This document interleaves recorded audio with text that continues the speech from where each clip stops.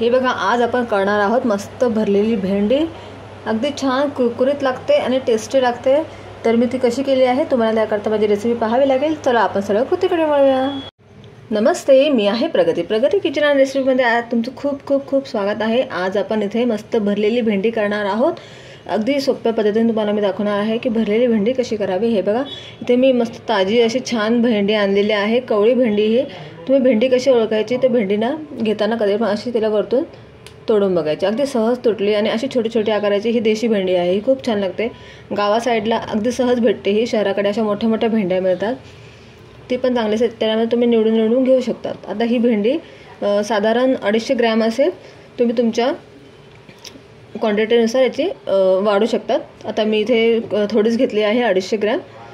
तर आता सगळ्यात प्रथम आपण हिला स्वच्छ मी धुवून घेतली आणि सुक्या कपड्याने हिला छान अशी पुसून घ्यायची आहे. म्हणजे पूर्ण तिला आपल्याला कोरडे करायचे आणि स्वच्छ करायचे आहे. मग आपण पुढची प्रोसेस करूया.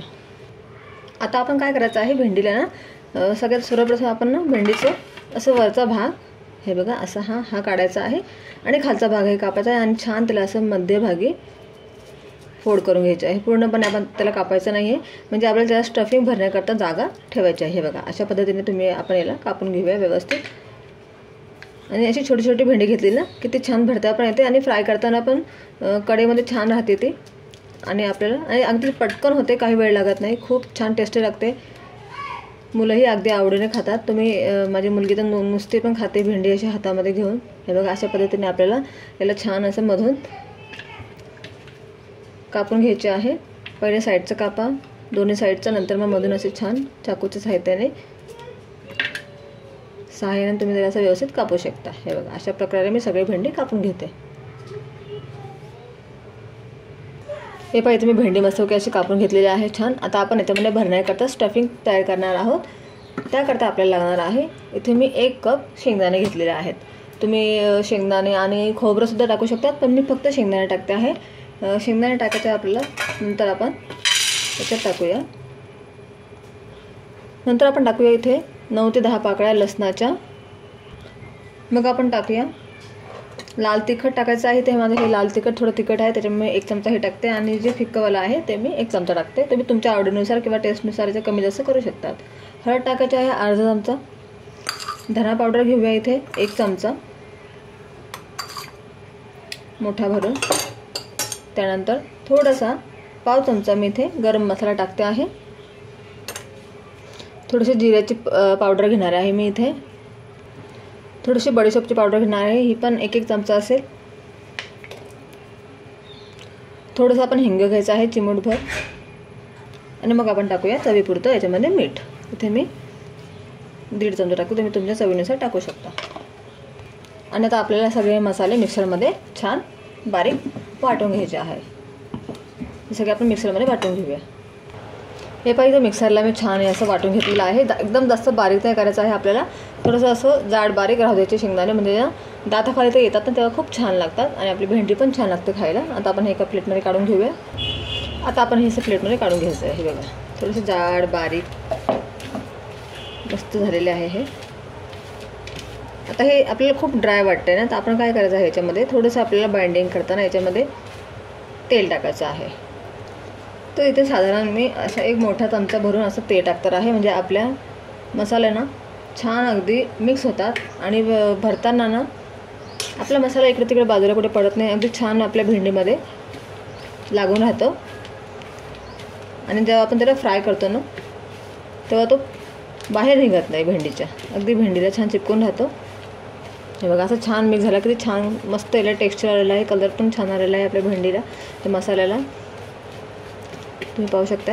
आता आपण याच्यामध्ये टाकणार आहोत लिंबू. इथे मी 1 छोटा लिंबू घेतलेला आहे. त्याला मी छोटा लिंबू असा अर्धा करून घेतला आहे. तर तुम्ही जर जास्त मसाला घेतला तर त्या हिशोबाने तुम्ही लिंबूचे क्वांटिटी कमी करू शकतात. आता आपण हा मसाला आहे ना, जर तुमचा मसाला समजा कधी उरला जास्त झाला असेल तर तो आपण स्टोअरसुद्धा ठेवू शकतो. हाच मसाला तुम्ही जाड मिरच्यामध्ये भरू शकतात किंवा असे छान कवळे गिलके असतात ना त्याच्यामध्ये पण तुम्ही भरू शकतात. किंवा मस्त भरलेले वांगे त्याच्यामध्ये पण तुम्ही हा मसाला भरू शकतात. म्हणजे हा मसाला आपला बिलकुल वाया जात नाही.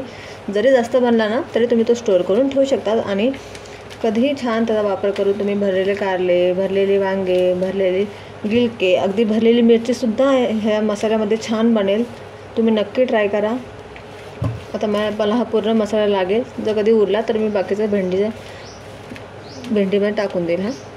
हे बघा, आता आपला मसाला तयार झालेला आहे मस्त छान. आपण त्यात लिंबू टाकून घेतलं आहे. आता थोडंसं आपण लिंबू टाकलं त्याच्यामुळे आंबट येईल आणि ते आंबट आणि गोडचा आपल्याला करायचा आहे. थोडीशी मी साखर टाकते. इथे 1 चमचा मी साखर घेतलेली आहे. साखर मी ते अख्खीच टाकलेली आहे.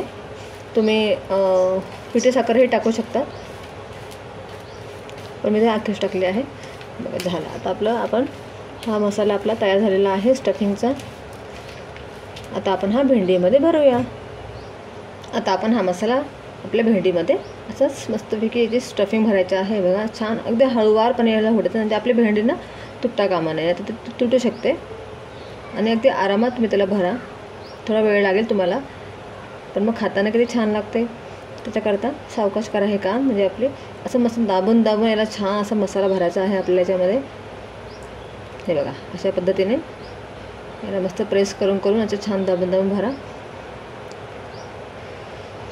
जेव्हा आपण याला फ्राय करू ना, शॅलो फ्राय करू आपण याला, तर खूपच छान लागतात हे.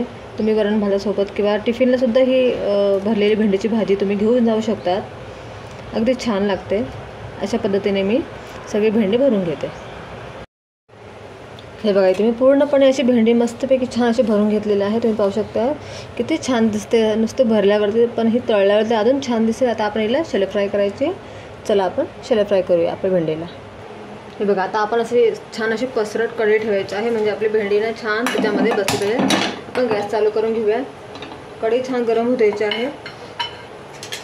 मग त्यात टाकूया तेल. इथे मी 2 पळी तेल टाकणार आहे. म्हणजे 2 मोठे चमचे तुम्ही तेल टाकू शकता याच्यामध्ये. एकदम जास्त पण तेल नका टाकू. 2 ते 2.5 चमचे टाकते मी. तेल आपल्याला छान गरम होऊ द्यायचं आहे. मग आपण आपली भेंडी टाकूया. तेल आपलं छान गरम झाले. आता आपण आपली भेंडी याच्यामध्ये एक एक करून अशी सोडूया. छान अशी आपण याला पसरून ठेवायची आहे व्यवस्थित. हे पहा अशा पद्धतीने. ही मी सगळी भेंडी छान अशी इथं जमवून घेतलेली आहे मस्तपैकी. आता आपण गॅसची फ्लेम थोडीशी ना मीडियम ठेवायची आहे. जास्त हाय गॅसवर नका तुम्ही शेकून घ्यायला. आपली भेंडी ना काळी होऊन जाईल, आतमधून करपेल ती. त्याच्यामुळे आपल्याला ही फक्त गोल्डन ब्राऊन होईपर्यंत छान करायची आहे. थोडीशी होऊ देऊया, मग आपण नंतर उलटी पलटी करूया तिला. हे बघा आता बाहेर ना असं पैथा घ्यायचा आहे तुम्हाला असं आणि छान हळू त्याला आपल्याला वर खाली करायचं आहे. आपण मसाला आधी छान भरलेला आहे त्यामुळे आपला मसाला बिलकुल असा खाली पडणार नाही. चमच्याने एक एक करण्यापेक्षा ना तुम्ही अशीच पद्धत करा. आता आपण दुसऱ्या साईड पण करून घेऊया. असं तुम्हाला 5-5 मिनिटांनी आपल्याला त्याला उलटं पलटं करायचं आहे म्हणजे आपले भेंडी चारही बाजूने छान अशी क्रिस्पी होईल. तिला आपण अजून थोडा 2-1 मिनटं होऊ देऊया. हे बघा 2-3 मिनिटांनी आपण परत तिला छान असं पलटून घेऊया. बघा किती छान दिसतं. टेक्स्चर किती मस्त आलं आणि अगदी छान सुगंध येतो आपल्या भेंडीला. आपण त्याच्यामध्ये ना मस्त बडीशेप आणि जिऱ्याची पावडर टाकल्यामुळे ना छान सुगंध येतो आहे.